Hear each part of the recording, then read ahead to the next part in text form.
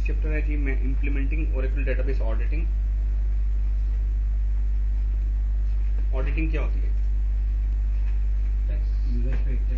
हाँ, suspicious activities देखना, monitor करना यूजर्स को, कौन सा यूजर क्या कर रहा है, ठीक है। डिफरेंट तरह की ऑडिटिंग है, देखते हैं सर उनको।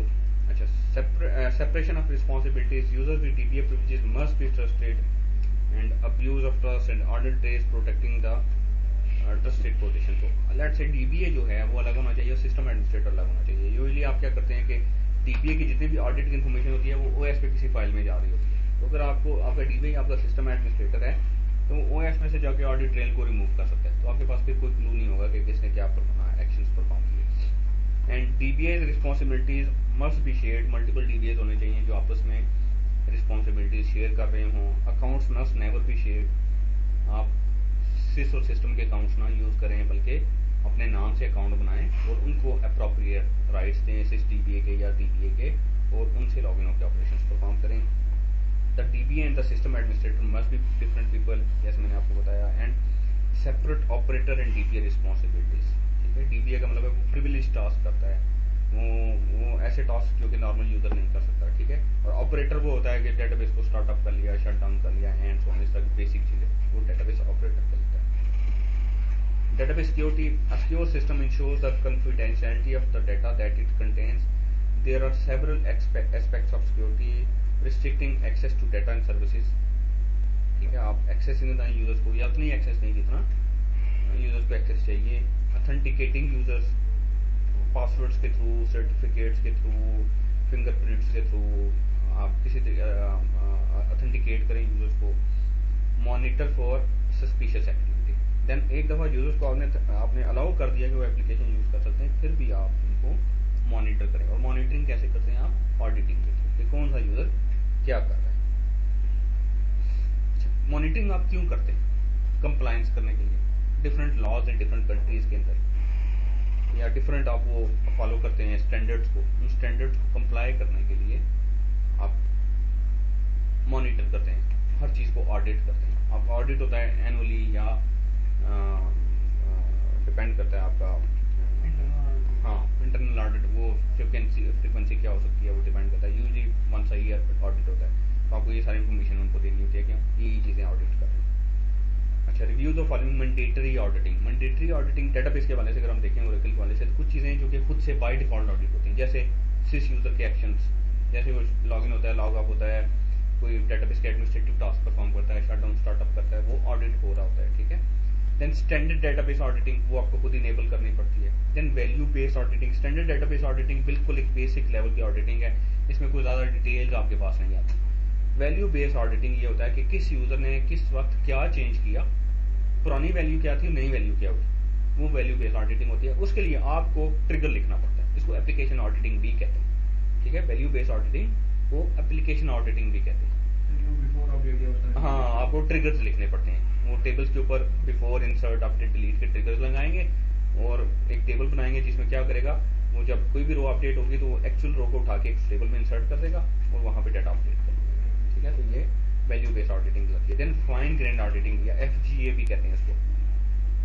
FGA ऑडिटिंग मीन्स कि आप प्रेडिकेट बेस्ड ऑडिटिंग करना चाहते हैं, वेयर क्लॉज की बेस पे ऑडिटिंग करना चाहते हैं। लेट्स से आप चाहते हैं अगर सैलरी 10,000 से ज़्यादा कोई यूजर सेलेक्ट करे या इंसर्ट करे या अपडेट करे तब ऑडिट हो, वैसे नॉर्मली ना ऑडिट हो। या एक पर्टिकुलर कोई कंडीशन आप चाहते हैं कि वो ट्रू हो तो फिर ऑडिटिंग हो, ऑडिट का रिकॉर्ड जनरेट हो, अदरवाइज ना हो। तो FGA कहलाती है। वैल्यू वाइज रो वाइज होगा ना, किस रो पे, हाँ, कॉलम के, हाँ, कॉलम वाइज, रो वाइज आप दे सकते हैं, उसमें कंडीशन दे सकते हैं, ठीक है। एंड सिस डीबीए एंड सिस ऑपर की ऑडिटिंग जो कि बाय डिफॉल्ट होती है। सबसे पहले हम देखते हैं जी स्टैंडर्ड डेटाबेस ऑडिटिंग।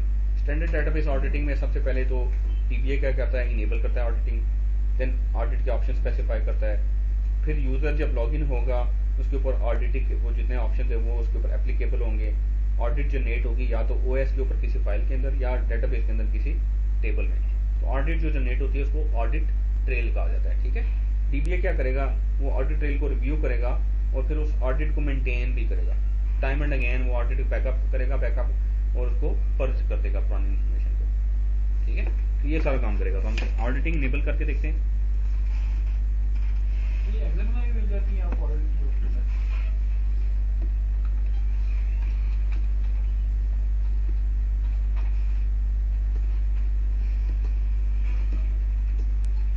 पैरामीटर है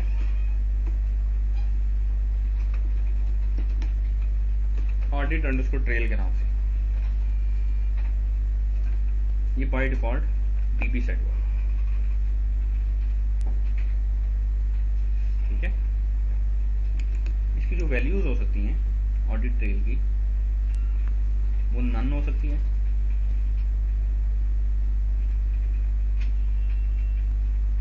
या फॉल्स हो सकती है, ठीक है। देन डीबी हो सकती है जो कि डिफॉल्ट है, डीबी अंडरस्कोर एक्सटेंडेड हो सकती है, ओएस हो सकती है, ओएस अंडरस्कोर एक्सटेंडेड हो सकती है, ठीक है। डीबी होगी तो डेटाबेस के अंदर ऑडिट की इंफॉर्मेशन जाएगी किसी टेबल में, और एक टेबल होगा सिस के स्कीमा में AUD डॉलर साइन के नाम से, ये एक टेबल है, इसमें सारे ऑडिट की इंफॉर्मेशन जाएगी, ठीक है। इस टेबल के ऊपर ओरेकल ने आपको बहुत सारे व्यूज बना के दिए हुए हैं जिनके थ्रू आप ऑडिट की इंफॉर्मेशन देखेंगे। आप जब भी ऑडिटिंग इनेबल करते हैं तो ये टेबल बाय डिफॉल्ट होता है सिस्टम टेबल स्पेस के अंदर। तो रिकमेंडेड ये है कि एक ऐसी डेटाबेस जिसमें ऑडिट के रिकॉर्ड बहुत ज़्यादा जनरेट होंगे, इस टेबल को किसी नॉर्मल दूसरी टेबल स्पेस में मूव कर लें। आप करें ऑल्टर टेबल, सिस यूजर से लॉग इन होके AUD dollar sign move table space, जो भी आपने इसके लिए टेबल स्पेस बनाई है, ये टेबल वहां पे मूव हो जाएगा। उससे क्या होगा, आपकी सिस्टम टेबल स्पेस बच जाएगी, वो बहुत ज़्यादा ग्रो होने से परफॉर्मेंस के इश्यूज अदरवाइज आ जाते हैं। सिस्टम टेबल मूव, हाँ जी मूव, एक टेबल स्पेस से दूसरी टेबल स्पेस में मूव किया जा सकता है। ऑल्टर टेबल का नाम, मूव टेबल स्पेस और आगे टेबल स्पेस का नाम। तो ऑलरेडी क्रिएटेड टेबल एक पर्टिकुलर टेबल स्पेस में क्रिएटेड है, उसको आपने उठा के दूसरी टेबल स्पेस में मूव करना है, तो आप इस तरीके से करेंगे।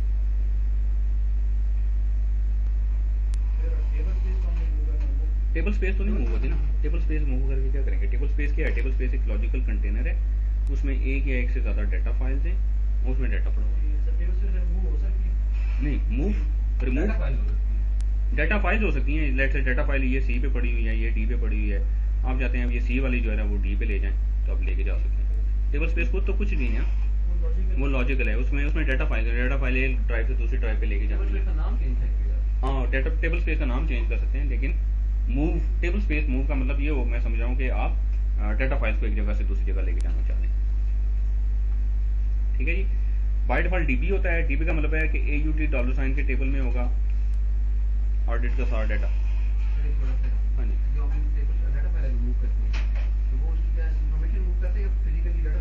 फिजिकली डाटा फाइल भी मूव करते हैं। ठीक है, आप क्या करेंगे, आप ऑफलाइन करेंगे वो पर्टिकुलर डाटा फाइल या टेबल स्पेस। आपके पास दो ऑप्शन है, टेबल स्पेस या डाटा फाइल। आप ऑफलाइन करेंगे, ऑल्टर टेबल स्पेस का नाम ऑफलाइन, या alter database data file offline, वो डाटा फाइल का नंबर या नाम। ठीक है, ऑफलाइन कर दिया।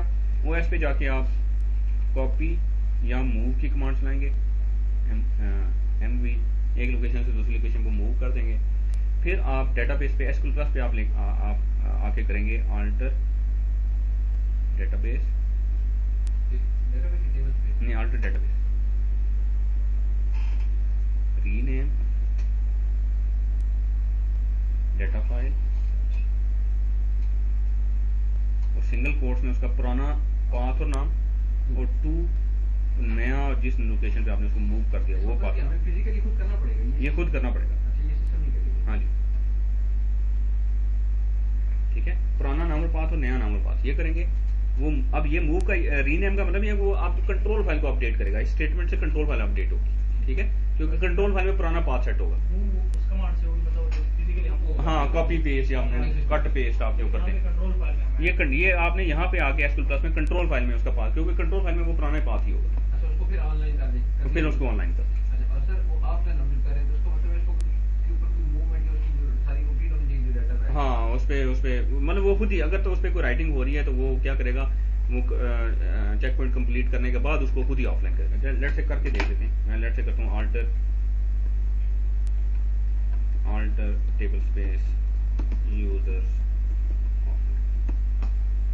ठीक है, वो थोड़ी देर हो सकता है टाइम लगाए, ऑफलाइन कर देगा। अब ये टेबल स्पेस यूजर्स के लिए अवेलेबल नहीं है। ये ऐसी टेबल नहीं, ऐसा वो टेबल स्पेस पूरी हमने की थी। अब देखिए आप टेबल स्पेस भी कर सकते हैं, डाटा फाइल भी कर सकते अच्छा, मेरे साथ प्रश्न ये कि हमने इन केस की कुछ हमारा डाटा जिस तरह कमिट नहीं होगा, हैं। तो वो क्योंकि उसके डाटा ब्लॉक्स की नीचे किसी की फाइल मिल रही, तो वो ठीक। जब कमिट नहीं होगा उस वक्त नहीं ऐसा कोई सीन नहीं, तो ले जाएगा फिर। वो फिर भी कर लेगा, वो चेक पॉइंट खुद ही, जब आप ऑफलाइन करते हैं टेबल स्पेस, उस table space related check point अगर होता है, ठीक है, वो राइट कर देता है। वो पहले राइट करता है फिर वो ऑफलाइन करता है,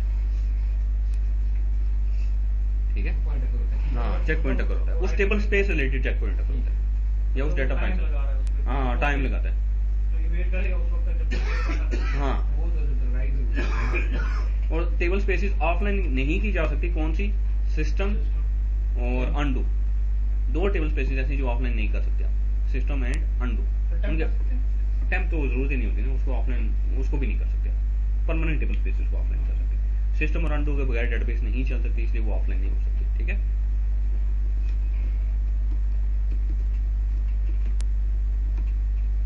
ये आप रिटर्न डिटेल मूव क्यों करते हैं इसको टेबल स्पेस?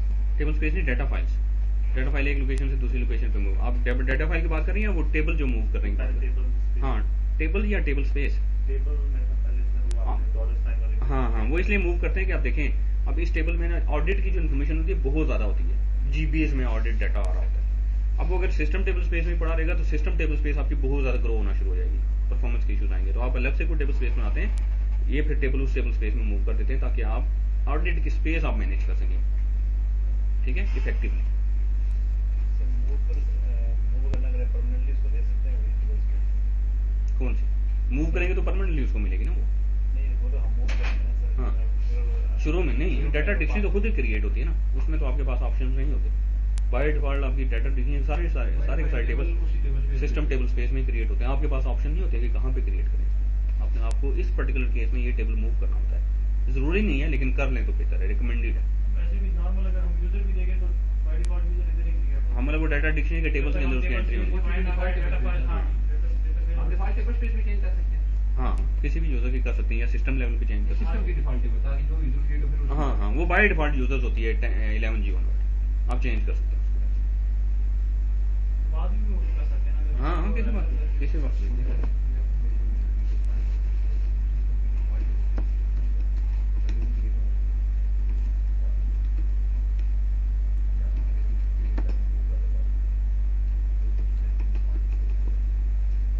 ओके जी। हमने देखा ये पैरामीटर, शो पैरामीटर ऑडिट,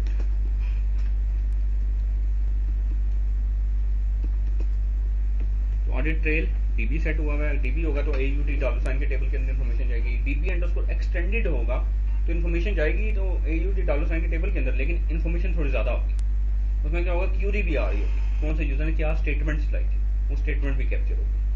और अगर आप OS करेंगे तो OS की जो ऑडिट ट्रेल की फाइल है, विंडोज के केस में वो जो इवेंट लॉग है उसमें जाएगी, और लाइनिक्स के केस में जो इसकी सिस लॉग है उसमें जाएगी, ठीक है। और OS अंडरस्कोर एक्सटेंडेड करेंगे तो उस केस में क्यूरीज भी कैप्चर होगी। तो ऑडिट ट्रेल या तो OS पे रख सकते हैं या फिर आप तो एक टाइम पे एक तरफ। हाँ दोनों में से किसी एक टाइम में रख सकते हैं, ठीक है। सर ये ऑडिटिंग ऑन करने से सब स्लो नहीं हो जाता? स्लो डेफिनेटली ट्रेड ऑफ है, आप हर चीज पे ऑडिट नहीं ऑन करते, ये याद रखना है आपने, बहुत ज्यादा परफॉर्मेंस इम्पैक्ट बहुत ज्यादा है इसका। डेटाबेस की निस्बत OS की ज्यादा तेज नहीं होगी अगर हम कर भी हाँ आप यूजली ऑडिटिंग जो है एप्लीकेशन लेवल पे हैंडल करते हैं ट्रिगर्स के थ्रू, ठीक है। और डेटाबेस लेवल पे ऑडिटिंग सिर्फ उस वक्त इनेबल करते हैं जब आपको चाहिए हो, और सिर्फ वो मिनिमम चीजें, ठीक है। फोकस्ड ऑडिटिंग होनी चाहिए, मिनिमम ऑडिटिंग होनी चाहिए, हर चीज को ऑडिट ना करते हैं, ठीक है जी। अब जरा देखते हैं, और आपने एक दफा पैरामीटर सेट कर लिया, ये स्टैटिक पैरामीटर है, स्कोप के साथ करेंगे और डेटाबेस रीस्टार्ट करना पड़ेगा अगर ये नन सेट हुआ है, ये फॉल्स सेट हुआ है तो, ठीक है। मंथ आपने ये सेट कर लिया, फिर आप लेट से हम करते हैं जी, मैं अब ऑडिटिंग इनेबल करना चाहता हूँ, मैं करता हूँ जी audit select on HR.employees bye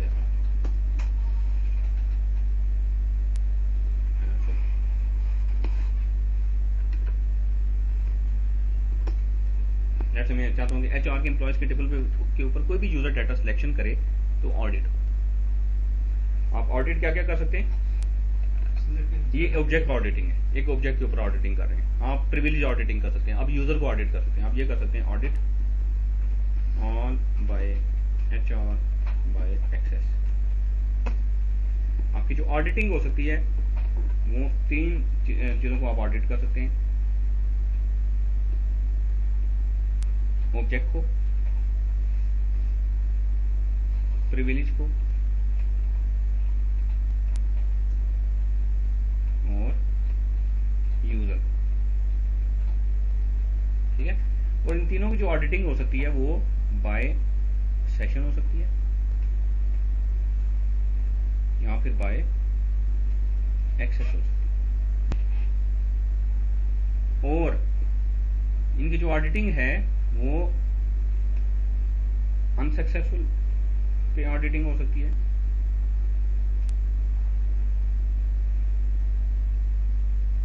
या सक्सेसफुल भी हो सकती है या बोथ, बाय डिफॉल्ट बोथ होती है। ठीक है, अच्छा देखते हैं ये क्या है जी। सर ये ऑब्जेक्ट तो है, प्रिविलेज है और यूजर है, तो प्रिविलेज में सिस्टम प्रिविलेज होंगी, ऑब्जेक्ट प्रिविलेज। हाँ, system privilege, audit create any table, audit create table या इस तरह की चीजें। अच्छा, आपने प्रिविलेज जब दी जाएगी तब होगा या प्रिविलेज यूज होगी? यूज हो, ठीक है, यूजर वो बाय एक्सेस और बाय सेशन से तक होगा। वही मैं डिस्कस कर रहा। आपने कोई भी इन तीनों में ऑडिटिंग की और बाय सेशन या बाय एक्सेस की, बाय डिफॉल्ट बाय सेशन होती है, आप बाय एक्सेस भी कर सकते हैं। बाय सेशन का मतलब यह है कि आपने एक ऑडिटिंग इनेबल की, एक यूजर ने एक सेशन में रहते हुए 10 दफा एक ऑपरेशन परफॉर्म किया, तो ऑडिट के अंदर एक दफा रिकॉर्ड जनरेट होगा जो आखिरी होगा। ठीक है ना, जो लेटेस्ट ऑपरेशन उसने परफॉर्म किया होगा वो ऑडिट के अंदर जाएगा। अगर बाय एक्सेस करते हैं तो एक सेशन में जितनी दफा भी वो पर्टिकुलर ऑपरेशन परफॉर्म करेगा जो आप ऑडिट करें, वो हर दफा ऑडिट के अंदर रिकॉर्ड जनरेट होगा। और अगर आप बताते नहीं है कि व्हेन एवर सक्सेसफुल या व्हेन एवर अनसक्सेसफुल, ये ऑप्शन नहीं देते आप, तो बाय डिफॉल्ट दोनों केसेस में, चाहे वो सक्सेसफुल हो ऑपरेशन या उसको एरर आए, दोनों केसेस में ऑडिट का रिकॉर्ड जनरेट होगा। आप अगर आप कहते हैं जी audit all by HR by access whenever successful या व्हेन एवर अनसक्सेसफुल, तो उस केस में जब सक्सेसफुल ऑपरेशन परफॉर्म करेगा तब ऑडिटिंग होगा, और अनसक्सेसफुल आपने किया तो अगर उसको कोई एरर आएगा तो फिर ऑडिट होगा। ठीक है, सर बाय सेशन सिर्फ करंट सेशन के लिए होगा? करंट, वो पर्टिकुलर करंट सेशन के लिए। सेशन का मतलब है कि सेशन में अगर एक पर्टिकुलर ऑपरेशन वो आपने, जैसे मैंने किया जी audit select on HR employees, इसको मैं बाय सेशन कर देता हूँ, तो क्या होगा, एक यूजर एक सेशन में एक यूजर 10 दफा HR एम्प्लॉयज के टेबल के ऊपर डिफरेंट सेलेक्ट स्टेटमेंट चलाता है, लेकिन ऑडिट का रिकॉर्ड एक दफा जनरेट होगा। ठीक है, अच्छा वंस आपने ये कर लिया, अब जरा सिलेक्ट करके देखते हैं। बाय एक्सेस का तो फिर कोई ऐसा मैसेज फायदा नहीं, मतलब वो पूरा रिकॉर्ड पढ़ नहीं बाय पाएगा। एक्सेस के फायदे। बाय एक्सेस का फायदा, बाय सेशन मतलब ये है कि एक दफा सर बाय सेशन में कौन सी क्यूरी होगी? बाय सेशन में क्यूरी लेटेस्ट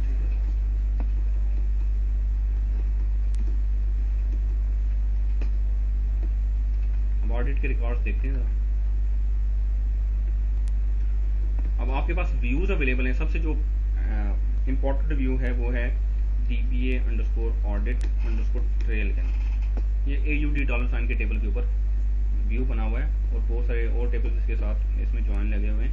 तो आप डायरेक्टली उस AUD$ के टेबल को क्यूरी करेंगे तो आपको मे बी इंफॉर्मेशन अप्रोप्रिएट ना मिले। तो मैं ये करता हूँ जी select user name comma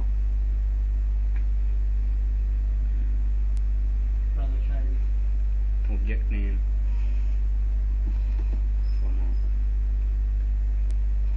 operation action underscore name from DB_audit_trail where username equals to HR। ये देखिए बहुत सारे log and log of by default audit हो रहे होते हैं 11G ऑनवर्ड। ठीक है, ये लॉग एंड लॉग आपके बहुत सारे आ रहे हैं। ये देखिए उसने एम्प्लॉयज के टेबल के ऊपर सेशन अंडरस्कोर, यूजली जब सेलेक्ट आप करते हैं तो सेशन अंडरस्कोर रिकर्सिव आपके पास वो एक्शन आता है, मीन्स के यूजर ने सिलेक्ट परफॉर्म किया। ठीक है, तो इसके साथ अगर आप टाइम भी देखना चाहें तो आप ये टाइम स्टैम्प है का कॉलम होगा एक, कि किस वक्त ये यूजर ने ऑपरेशन परफॉर्म किया। हाँ जी, ठीक है, ये टाइम स्टैम्प किस वक्त ये परफॉर्म किया, किस टर्मिनल से लॉगिन हुआ, कौन सा होस्ट कौन सा था, OS का यूजर कौन सा था, प्रिविलेज में कौन सी यूज की।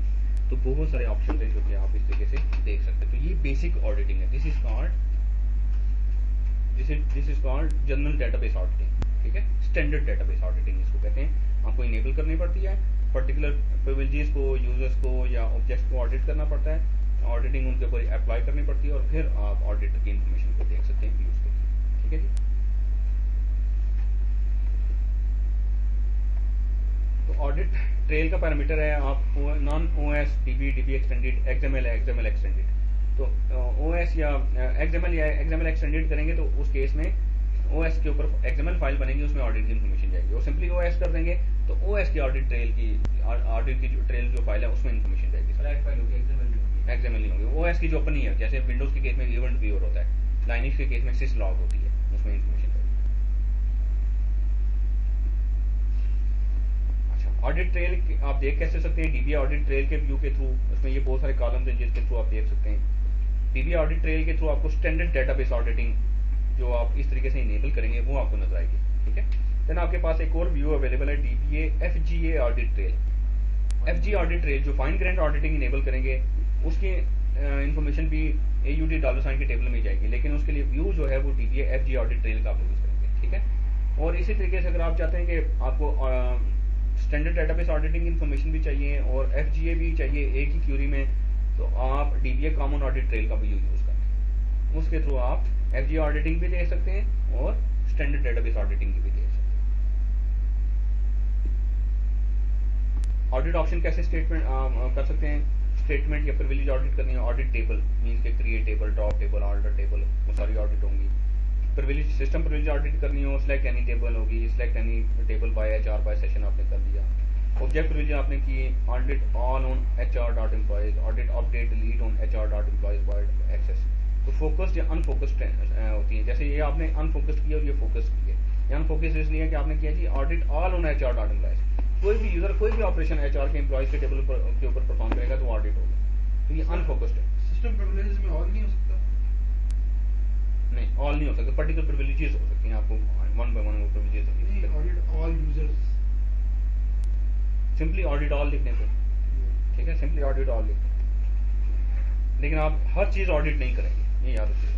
आपको सिर्फ वो चीजें ऑडिटिंग करनी चाहिए जो जरूरत होंगी। एवरीथिंग ऑडिट करेंगे तो फिर बहुत उसका इम्पैक्ट बहुत ज्यादा होगा। देन डिफॉल्ट ऑडिटिंग, बहुत सारी प्रिविलेजेस बाय डिफॉल्ट ऑडिट हो रही होती हैं। ये प्रिविलेजेस हैं आपकी सिस्टम प्रिविलेजेस जो कि ऑडिट हो रही होती हैं। हाँ, और statement audited by default, system audit bye access और रोल बाय एक्सेस। रोल्स की और सिस्टम की कोई भी जो प्रिविलेजेस हैं डेटाबेस की एडमिनिस्ट्रेशन की, वो सारी की सारी बाय डिफॉल्ट ऑडिट होती है।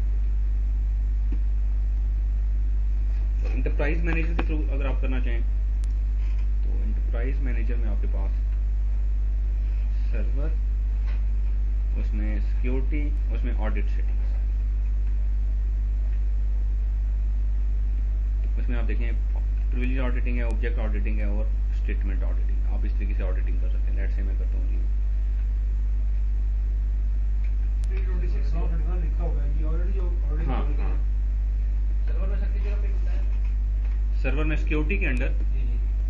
उसमें ये Audit देखिए, setting। हाँ, ये ऑडिट सेटिंग्स के अंदर HR को सर्च करते हैं तो HR का देखें क्या क्या चीज़ें ऑडिट हो रही हैं। Create session, alter system, audit system, ठीक है, बाय सक्सेस और ये बाय एक्सेस हैं, सक्सेसफुल के केस में भी और फेलियर के केस इसमें में। क्वेश्चन है सर। हाँ जी, HR तो आपका सिस्टम नहीं है, उसमें ऑडिट सिस्टम की इसमें कैसे करते क्या चीज़? हैं? HR आपका सिस्टम नहीं है, फिर ये ऑडिट सिस्टम की इसमें प्रिविलेज जो है इसको प्रिविलेज मिली होगी ना। Audit system. हाँ, ये प्रिविलेज इसको मिली होगी तो इसलिए इसको ये प्रिविलेज उसकी ऑडिट होगी। इसकी privilege देखी जा सकती है। हाँ, देखी जा सकती है। इसी तरीके से यहाँ पे देखते हैं जी HR के स्कीमा में एम्प्लॉयज के टेबल के ऊपर select statement by session enable हुई है, फेलियर और सक्सेसफुल दोनों केसेस में, ठीक है। अब यहाँ पे आप ऐड भी कर सकते हैं, ऐड करें, वो आप ऑब्जेक्ट सेलेक्ट करें। लेट से आप चाहते हैं जी कि इंसर्ट या अपडेट की प्रिविलेज,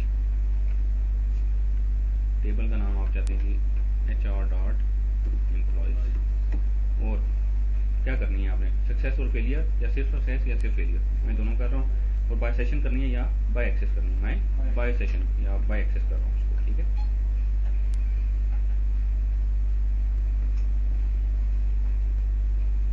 ओके ये अपडेट भी ऑडिट होगी। तो आप इस तरीके से जिन ऑब्जेक्ट्स पे, स्टेटमेंट्स पे, प्रिविलेजेस पे ऑडिटिंग करना चाहें, ऑडिटिंग इनेबल कर सकते हैं।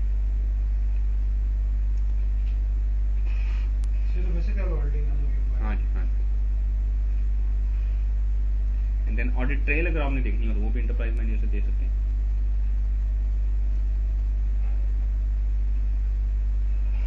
ये है ऑडिट ट्रेल, इसी में आप जाएंगे तो audit trail, audit trail login attempts, audited privileges, audited objects, view OS audit trails. जैसे मैं ऑडिटेड ऑब्जेक्ट्स पे जाता हूँ तो ये ऑब्जेक्ट्स, ये आपको ऑडिट ट्रेल सारा दिखा रहा है। शो एसक्यूएल करेंगे तो आपको जिस क्यूरी के थ्रू ये लेके आया वो भी आपको दिखा देगा। फिल्टर करना चाहें तो आपको क्यूरी लिखने दे देगा, आप खुद से कर सकते हैं।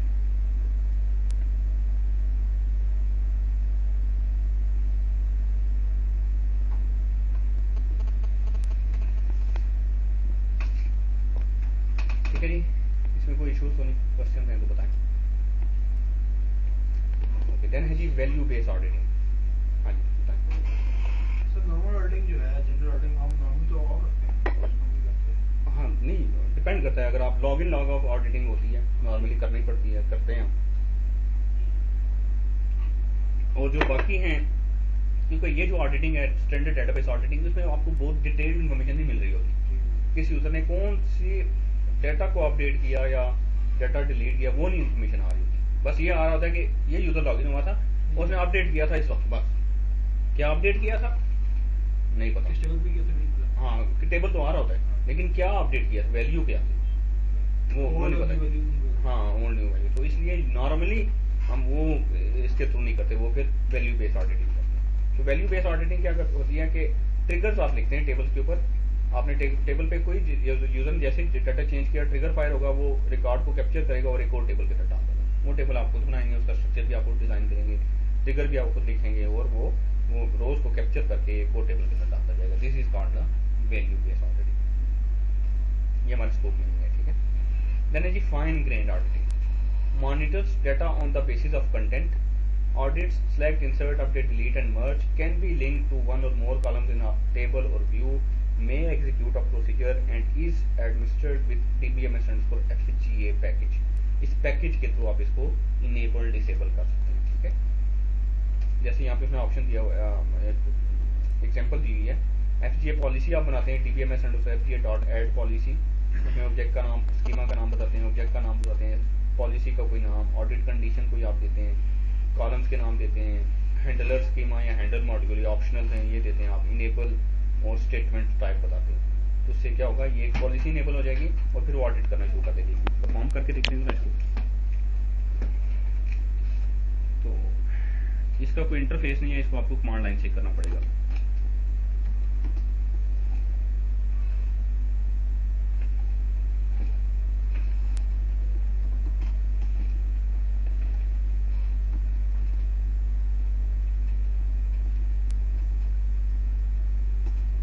डिस्क्राइब करें DBMS_FGA। आप किसी पैकेज को डिस्क्राइब कर सकते हैं, ठीक है।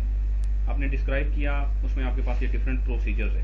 एक पैकेज को डिस्क्राइब करेंगे तो उसमें आपको सारे प्रोसीजर्स और उनके पैरामीटर्स दिखाएगा। डिसेबल पॉलिसी है, ड्रॉप पॉलिसी के पैकेज, हम ऐड पॉलिसी वाला इसका जो फंक्शन है या प्रोसीजर है वो यूज करेंगे। मैं कहता हूँ जी एग्जीक्यूट DBMS_FGA। हाँ जी, ये पैकेज है। पैकेज को जब आप यूज करते हैं ना, तो पैकेज का नाम डॉट उसके अंदर प्रोसीजर का नाम देते हैं, ठीक है। और फिर इसके अंदर आप इसके पैरामीटर्स दे देते हैं। मैं पैरामीटर जो पास करूंगा, सारे पैरामीटर पास करना जरूरी है। मैं ऑब्जेक्ट स्कीमा का पैरामीटर है वो पास करता हूँ।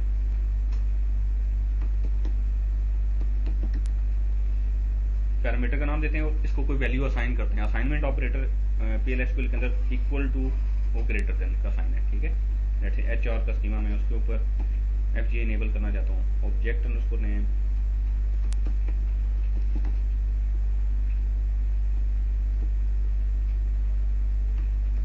एम्प्लॉइज। तो वैल्यूज कैपिटल में आएंगी? ये जरूरी नहीं है।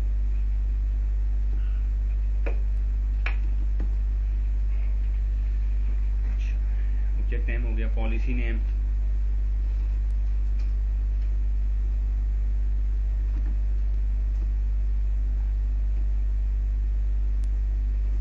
कोई भी नाम दे दें। एग्जिस्टिंग किसी पॉलिसी का ना हो। देन है जी ऑडिट अंडरस्कोर कंडीशन,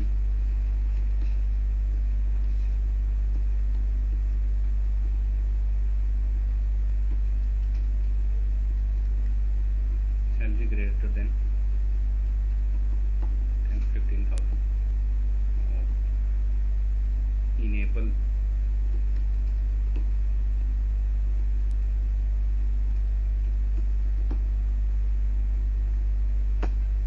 ठीक है जी।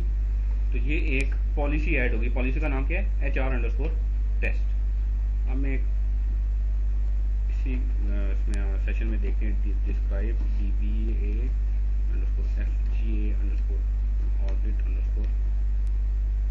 ट्रेल के व्यू को इसमें ले लेते हैं जी, सिलेक्ट OS_user DB_user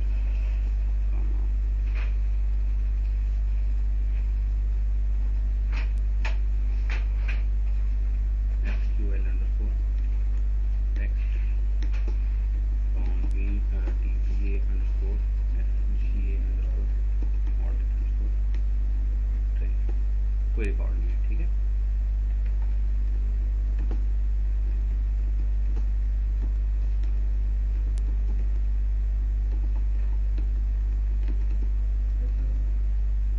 वो HR से अच्छा ठीक है। अच्छा सिस से तो ऑडिट हो गई, क्योंकि सिस के ऑपरेशंस बाय डिफॉल्ट ऑडिट नहीं होते।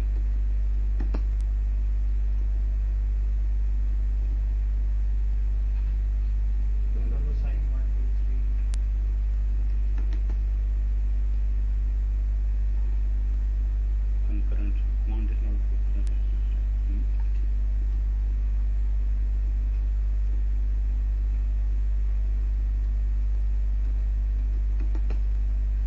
सॉरी, इसमें वो जो इंस्टेंस सेलेक्ट हुआ है वो है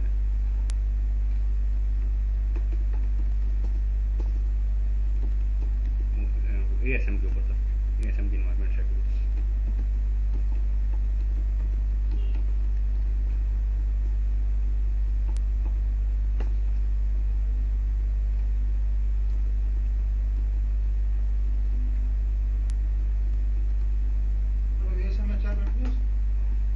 ASM पे तो नॉर्मल यूजर नहीं कनेक्ट हो सकता ना, उसका ASM पे वो तो ASM को मैनेज डेस्कटॉप को मैनेज करेंगे, ठीक है। अब वो देखें हम सिलेक्ट स्टेटमेंट चलाइए, अब देखते हैं रिकॉर्ड को जनरेट हुआ है नहीं।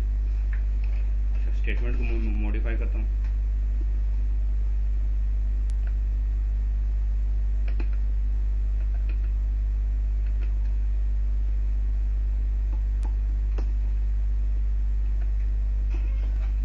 ठीक है।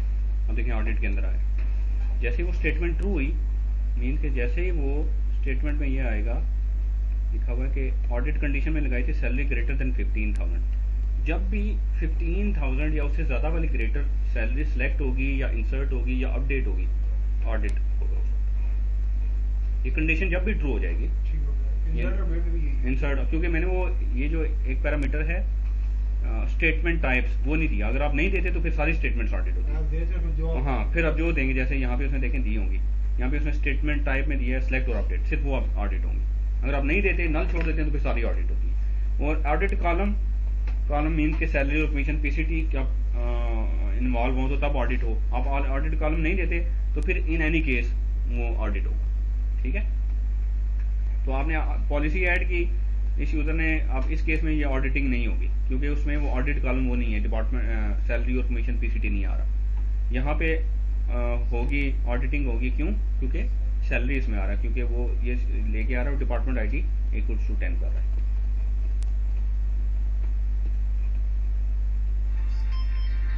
Considerations can be records are audited if the FGA predicate is satisfied and the relevant columns are referenced. Delete statements are audited regardless of column specifications, and merge statements are audited with the underlying insert, update and delete generated statements.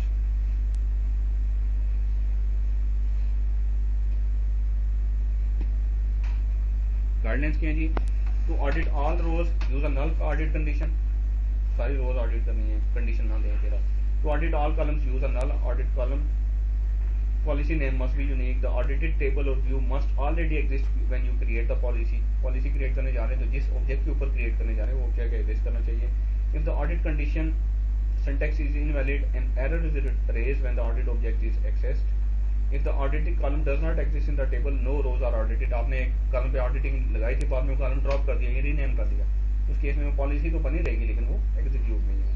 If the event handler does not exist, no error is returned and the audit record is still created. Event handler क्या है, इसमें एक देखें ये दो आपके पास parameters हैं, एक हैंडलर अंडरस्कोर स्कीमा के नाम से और एक हैंडलर अंडरस्कोर मॉड्यूल के नाम से. तो इसमें आप क्या कर सकते हैं, लेट से आपके पास हैंडलर अंडरस्कोर स्कीमा में आपने एक सिक्योर के नाम से एक यूजर बनाया हुआ है, उसको दे दिया और सिक्योर यूजर के अंडर या सिक्योर स्कीमा के अंदर आपने log underscore amp underscore salary का एक प्रोसीजर बनाया हुआ है या फंक्शन बनाया हुआ है. तो आप चाहते हैं कि जब भी एफजीए ऑडिटिंग हो और एफजीए ऑडिट एग्जीक्यूट हो तो एक पर्टिकुलर प्रोसीजर एग्जीक्यूट हो जाए. फॉर एग्जांपल हो सकता है इस प्रोसीजर में क्या लिखा होगा, इस प्रोसीजर में उसने लिखा होगा कि जो भी रोज ऑडिट हो गई है उसको कैप्चर करो और रिकॉर्ड टेबल में इंसर्ट करो. तो आप एफजीए ऑडिटिंग में कोई अपने प्रोसीजर्स लिखे हुए प्रोसीजर्स भी एग्जीक्यूट कर सकते हैं. ठीक है, तो ये वो हैंडल स्कीमा और हैंडल मॉड्यूल में आप उनको देना पड़ेगा.